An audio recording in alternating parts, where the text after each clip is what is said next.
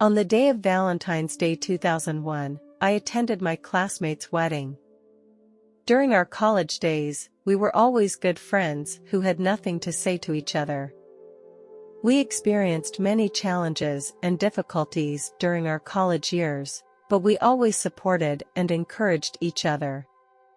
We still kept close contact after graduation. When she invited me to her wedding, I was very happy. My husband also accompanied me. The whole wedding was beautifully decorated and full of romantic atmosphere. The venue was decorated with beautiful flowers and gorgeous ribbons. At the moment they exchanged rings, I felt a little sick. I felt a sharp pain. I am not a person who likes to make a fuss in public, but this time I couldn't control myself. I groaned in pain. My husband looked at me in surprise, and he immediately noticed my abnormality. He asked anxiously, "My God, what's wrong with you?" I tried to tell him, but the pain prevented me from speaking properly. I felt my body gradually becoming weaker and my vision began to blur. I kept praying in my heart that I would not interfere with my female classmate's wedding. My husband gently assisted me. We slowly made our way through the crowd toward the entrance of the church. However, the moment I reached the entrance of the church, I couldn't hold on any longer. I suddenly felt the whole world start to spin. I collapsed helplessly to the ground. My husband knelt beside me in panic, and he tried to wake me up, but I did not respond. I felt my consciousness gradually move away from my body. As my consciousness left, I felt that I was entering a whole new realm.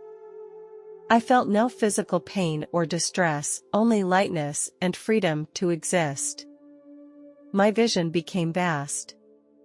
I felt a peace I had never felt before. I was floating in midair, and I saw the people attending the wedding gathered around, all of them looking at me. One of them began to perform CPR on me. At one point, a powerful force brought me back to the real world. My soul reconnected with my body. I once again felt pain and distress. After a while, I left my body once again. This time, I felt myself immersed in a much better place. A warm glow permeated my surroundings. There was no bondage of time here, nor was there any pain. An unbelievably pure energy surrounded me, and I felt completely accepted here. In this wonderful place, I feel a stronger connection with the entire universe. There is no material bondage in this place. I felt my soul intertwined with countless other souls, immersed together in a sea of love. I cannot describe exactly how long it lasts because time has no concept here. Suddenly a mysterious signal was sent to my brain. This message was not through the form of words, but a telepathic communication that transcended words. It was asking me if I wanted to move on or return to the real world. I could not determine the source or the gender of the message, but I could feel the friendliness it conveyed. I decided to move on and continue my search for a deeper truth. Just at the moment I made my decision, an arched gate appeared in front of me, which emitted a dazzling white light. On either side of this gate, there were two more, even more massive doors. These doors exuded a sense of sacredness, and they represented different options and possibilities. Each door was a new world.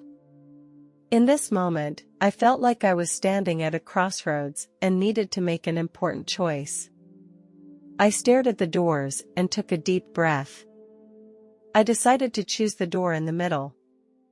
As I stepped through the arched door, a warm energy surrounded me, as if an invisible hand was gently leading me forward. I felt myself entering a whole new realm. A wide corridor appeared in front of me.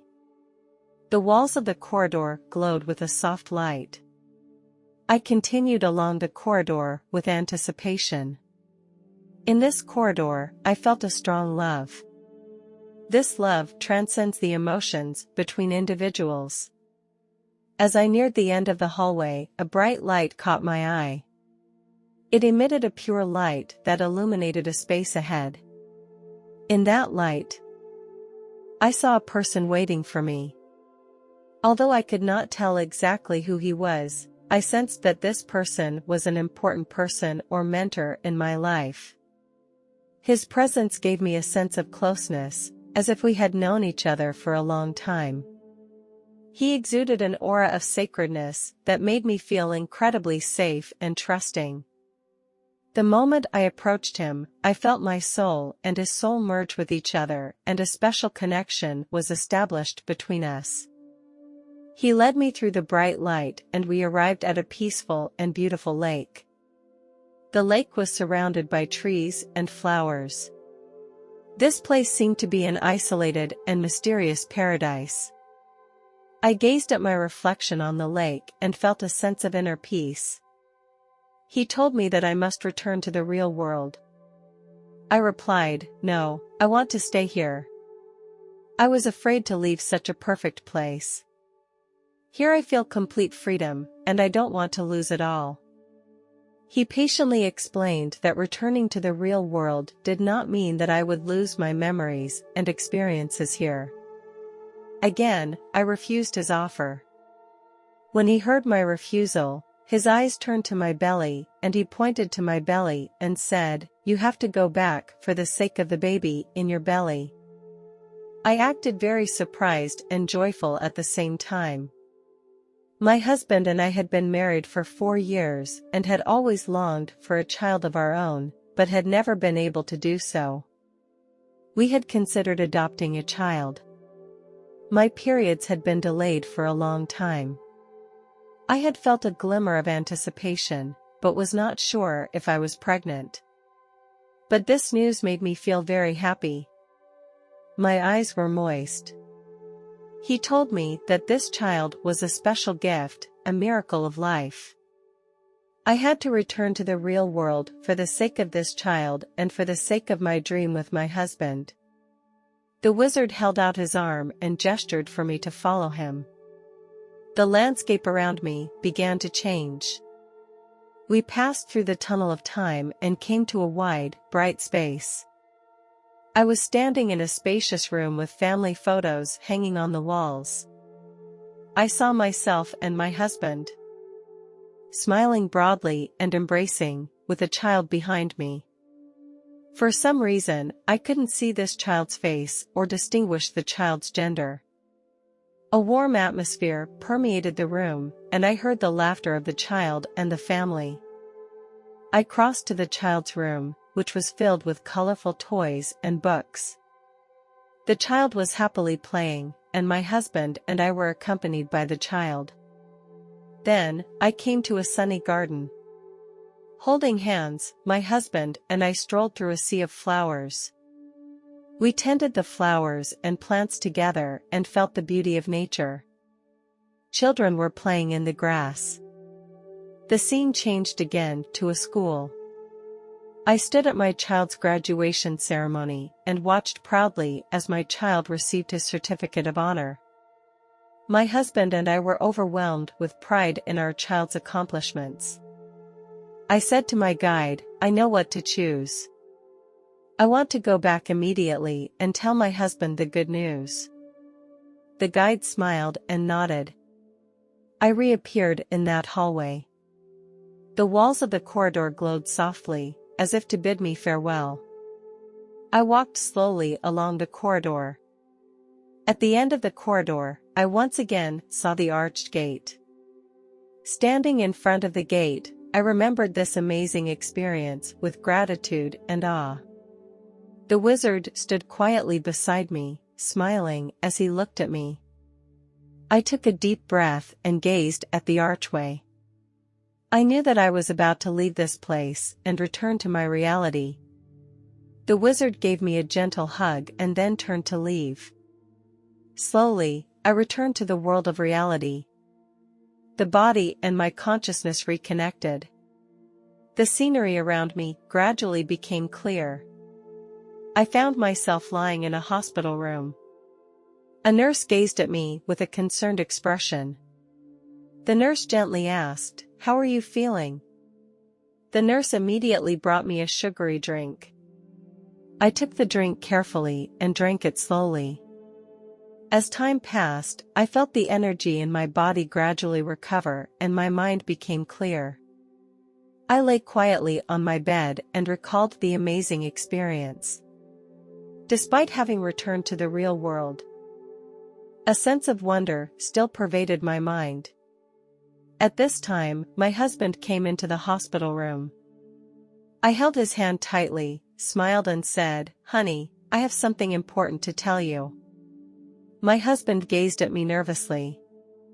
I continued, "We are expecting a little baby, and we are finally going to become parents." My husband gently took my hand and said gently, "Just get some rest."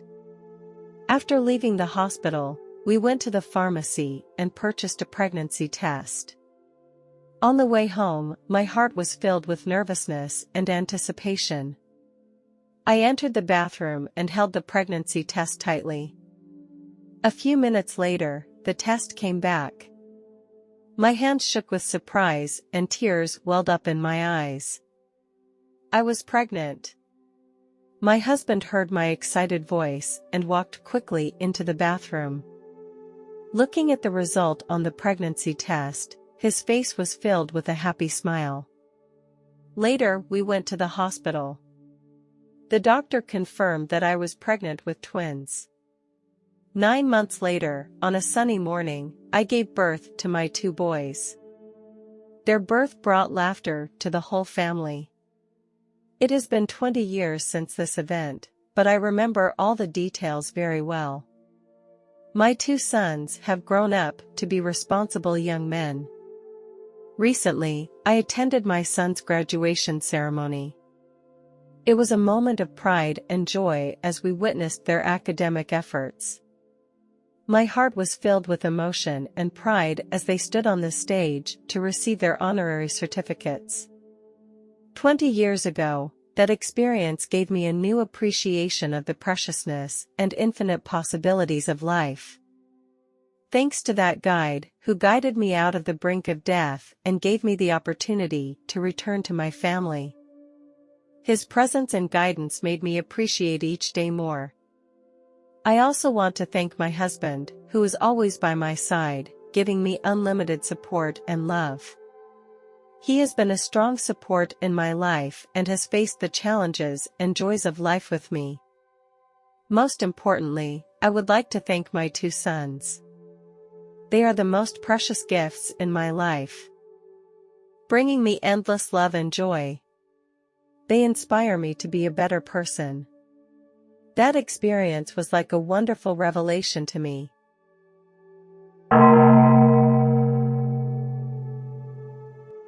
As far as I can remember, my parents' marriage was not a happy one and was full of discord. The problems between them gradually accumulated and eventually led to the breakup of their marriage. Later, my father met a woman and formed a new relationship with her. Soon they were married. At the very beginning, my stepmother treated me well. She acted kindly toward me, which gave me some comfort. However, with the birth of my brother, I gradually felt a change in my stepmother's attitude toward me. She began to treat me more and more coldly and harshly. She focused more on taking care of my brother, and I began to feel neglected and rejected. This change made me feel very helpless. My father was often working in another city and I often had to face this unfriendly atmosphere alone. I felt that I had become redundant in the family and that no one really seemed to care about me. Sometimes, I would feel lonely and frustrated, not knowing how to cope with such a situation. I longed for the love and support of my family. This was a psychological torture for me. When I was 9 years old, an incredible event happened that changed my life. That day, I became a victim of my stepmother's cruel behavior. At that time, I was playing outside with my younger brother. Suddenly, my brother tripped and fell on an uneven surface. When I reached his side, I saw him sitting on the ground with one hand holding his knee. His face wore a painful expression. I noticed a small cut on his hand, and bright red blood dripped down onto his palm. Although the wound was not serious, the sight of the blood made me feel worried. When I got home, my stepmother was very angry. She struck me wildly with a wooden stick. I dodged helplessly, but eventually I was knocked to the ground. My breathing stopped and I felt my consciousness fading. I was rushed to the nearest hospital where doctors immediately took emergency measures to try to get my heart beating again. In that room, time seemed to take an infinite amount of time. Despite the doctor's best efforts, my heart stopped beating again after a brief period of recovery. At that point, the doctors had to face reality and pronounced me dead. I stood by during the whole process and watched it all happen. At the moment my heart stopped beating, I felt a strange sense of peace and relief. All the pain and fear seemed to leave me. And I just felt a relief like I had never felt before. My life before felt like I was in hell. I had been forced to endure many cruelties and injustices. I was once forced to eat food off the ground. This inhumane treatment made me feel humiliated and helpless. I did not understand why my stepmother treated me so badly. Another time, my stepmother burned my right hand with a cigarette, leaving me with a permanent scar. At that moment, I felt endless pain and fear. There were many other similar incidents, each of which caused me physical and mental harm. I do not want to recall these experiences because they left me feeling fearful and desperate. When I left my body, I felt relief. The pain and suffering left me. Suddenly, I saw my father, who was standing in the hallway of the hospital. As I got closer, I noticed that my father and a doctor were arguing violently. I couldn't make out what they were arguing about. I tried to get closer to them, trying to figure out what was going on. Just then, I heard a voice. The voice asked me, "Are you ready?" I was confused and didn't know what it was referring to. I replied, "Ready for what? Who are you?" I was curious and confused, not understanding why this voice was asking these questions. Then the voice went on to say that most people call him an angel or a guide. A man suddenly appeared in front of me, and he stood silently before me. I felt a holy atmosphere surrounding him, causing me to feel an involuntary sense of awe. Curiously, I asked, "Don't all angels have wings? Why don't you have them?" The man smiled and replied, "Who says angels must have wings?" His voice was gentle but firm. He took me by the hand and led me out of the hospital. We came to a completely new environment. I was very surprised by this place. We were standing at the base of a huge plant, which was tall and magnificent. The leaves of the plant were constantly swaying, as if to welcome us. The leaves were golden and they shone brightly, giving the whole environment a mysterious and serene atmosphere. Not far from us, I saw some wonderful creatures. They were slender and taller than humans. Their faces were narrow, with elegant and delicate lines. They swam freely in the water. These creatures gave off a mysterious glow. We continued deeper and found more peculiar creatures. These creatures looked a little less evolved. They surrounded us. The colors on them were so peculiar that it was hard to describe them in words. This place was not illuminated by sunlight. However, these creatures seem to have found their way to survive in the darkness. They make a peculiar sound. They sing with these beautiful, high-pitched voices that travel through the water. I could hear the songs coming from other similar creatures in the distance, and these voices intertwined. Led by these creatures, we arrived at their home. The caves formed a complex underwater network. In the corners of the caves reside many tiny life forms. They grow in hard shells. They are slender and transparent, and they blend in with the caves to create a fantastical scene.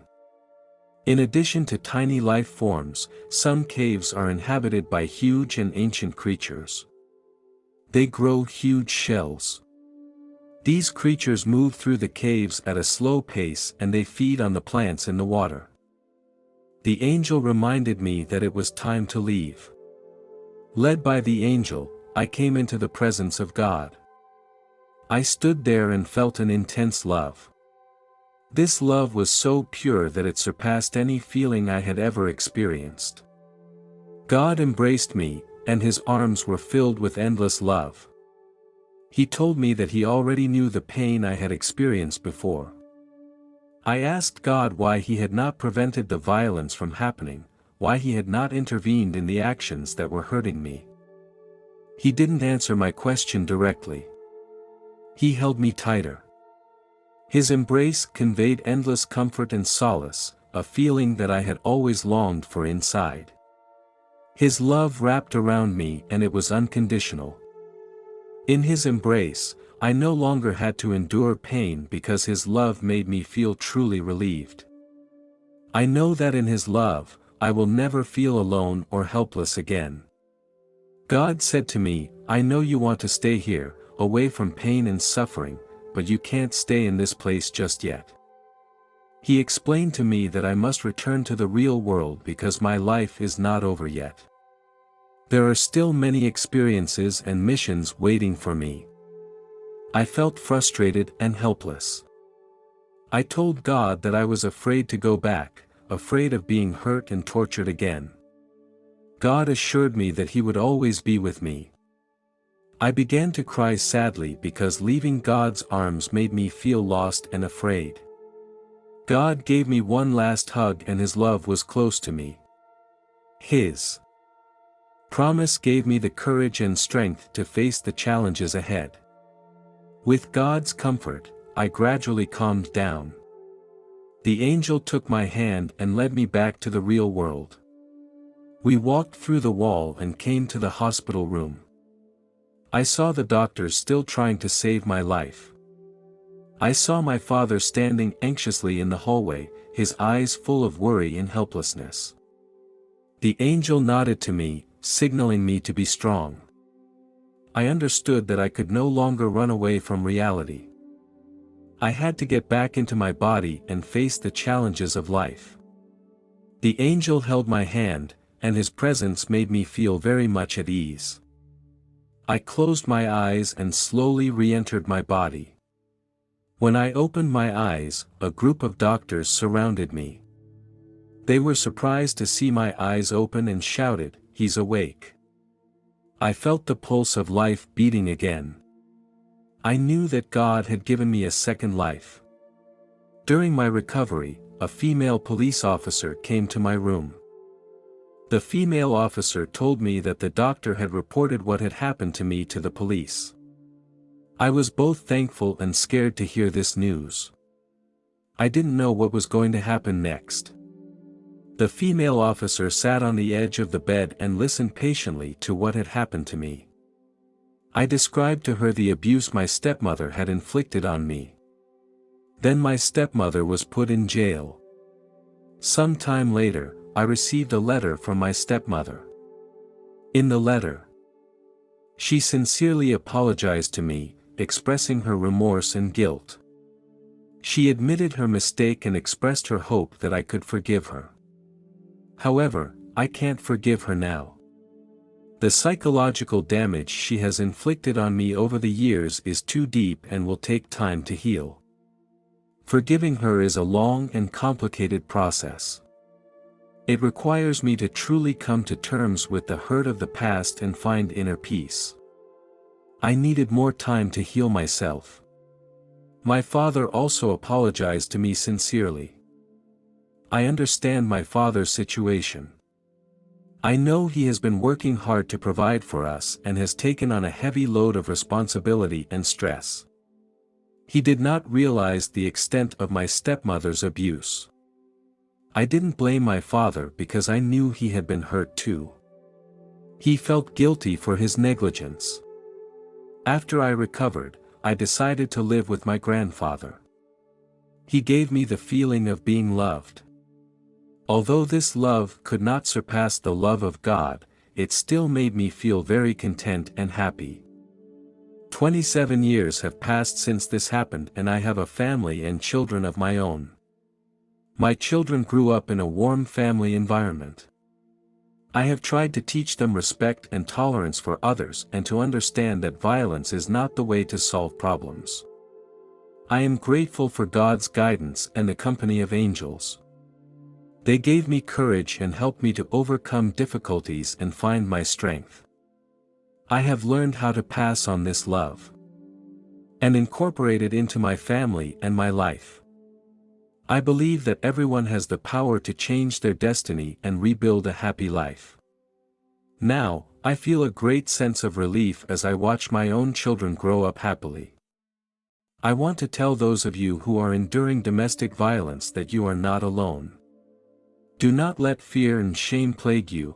You do not deserve any form of abuse. You have the right to live a healthy and free life.